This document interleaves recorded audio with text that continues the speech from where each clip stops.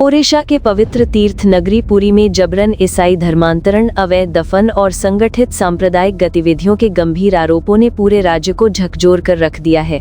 इन चौंकाने वाले मामलों पर स्वतः संज्ञान लेते हुए राष्ट्रीय मानवाधिकार आयोग (NHRC) ने 1 अक्टूबर को पुरी के जिलाधिकारी और पुलिस अधीक्षक को नोटिस जारी किया है। आयोग ने उनसे 2 सप्ताह के भीतर विस्तृत कार्यवाही रिपोर्ट, एक्शन टेकन रिपोर्ट तलब की है। साथ ही निर्देश दिया है कि पूरी जांच रिपोर्ट आयोग की बेंच सचिवालय को भेजी जाए। ये मामला 27 सितंबर 2025 को पुरी के पेंथाकांटा क्षेत्र के स्थानीय निवासियों द्वारा दायर एक आपात शिकायत से जुड़ा है। शिकायत में पुरी तट को ईसाईकृत करने की एक व्यापक साजिश का आरोप लगाया गया है, जिसे धार्मिक पुनर्जागरण कार्यक्रमों के नाम पर चलाया जा रहा है। शिकायत के केंद्र में 2 प्रमुख व्यक्ति बताए गए हैं, पादरी जोशुआ पट्टाभी और तातीपाका डेविड उर्फ टी डेविड, जिन्हें पुरी और कोणार्क जैसे पवित्र हिंदू स्थलों के आसपास जबरन धर्मांतरण अभियान चलाने का मास्टरमाइंड बताया गया है। पादरी जोशुआ पट्टाभी, जो आंध्र प्रदेश के राजमुंदरी स्थित अपोस्टोलिक फेलोशिप मिनिस्ट्री से जुड़े हैं, पर आरोप है कि वे गरीब तेलुगु और ओडिया मछुआरा परिवारों को विशेष रूप से निशाना बनाते हैं। महिलाओं और बच्चों के बीच फास्टिंग रिवाइवल नामक कार्यक्रमों के जरिए उनका जबरन धर्मांतरण कराया जाता है। शिकायत के अनुसार इन आयोजनों में मनोवैज्ञानिक दबाव, नकद प्रलोभन और कथित जादुई उपचार के नाम पर अज्ञात पदार्थों का प्रयोग किया जाता है, जिसे महिलाएं और बच्चे बेहोश हो जाते हैं। ये drugs and magic remedies objectionable advertisements act 1954 का गंभीर उल्लंघन है। स्थानीय लोगों ने NHRC को ये भी बताया कि जोशुआ पट्टाभी विदेशी फंडिंग के सहारे अपना मिशन चला रहे हैं और कई बार विदेश जाकर प्रचार प्रसार के लिए चंदा एकत्र करते हैं। इनके सोशल मीडिया वीडियो में छत्तीसगढ़, आंध्र प्रदेश और ओडिशा में रात के समय आयोजित बड़े पैमाने पर धर्मांतरण कार्यक्रम देखे जा सकते हैं। एक वीडियो में उन्होंने 75 नाबालिग लड़कियों को रात में धर्मांतरण कराने का दावा किया था, जिसे स्थानीय लोगों ने भारतीय संस्कृति का अपमान बताया। पट्टाभी के इस नेटवर्क को ओडिशा में टी डेविड द्वारा संचालित बताया गया है, जो नारिंगपुरम स्थित बेथेस्डा रिवाइवल फेलोशिप चर्च के प्रमुख हैं। डेविड को पट्टाभी का ओडिशा लिंक कहा गया है। वे गरीब महिलाओं, विकलांगों और बच्चों को मदद के नाम पर बहलाते हैं और उन्हें धर्मांतरण की ओर प्रेरित करते हैं। आरोप है कि उनका क्राइस्ट चर्च पेंथाकांटा इस पूरे नेटवर्क का मुख्यालय बन चुका है, जहां लॉर्ड जगन्नाथ की भूमि की जनसंख्यिकी बदलने की साजिश रची जा रही है।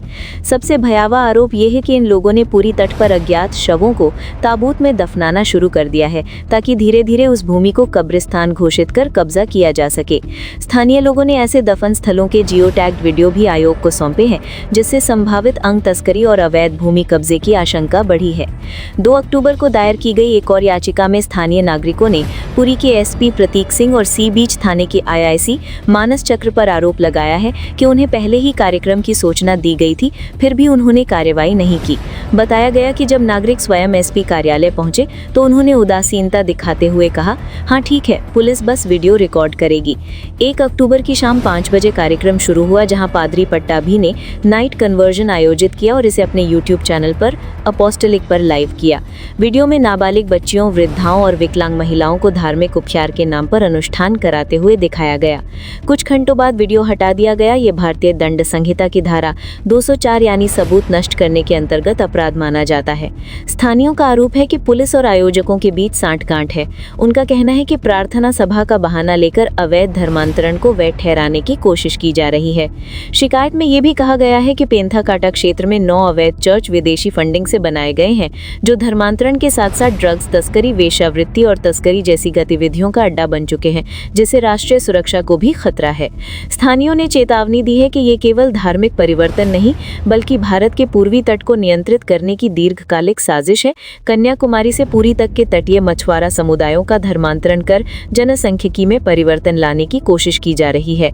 NHRC ने इस पूरे मामले में गंभीरता दिखाते हुए पूरी प्रशासन से ये जांचने का निर्देश दिया है कि क्या इन घटनाओं से Odisha freedom of religion act 1967, juvenile justice act 2015, child labour act 1986, SC/ST atrocities act 1989 और drugs and magic remedies act 1954 का उल्लंघन हुआ है या नहीं।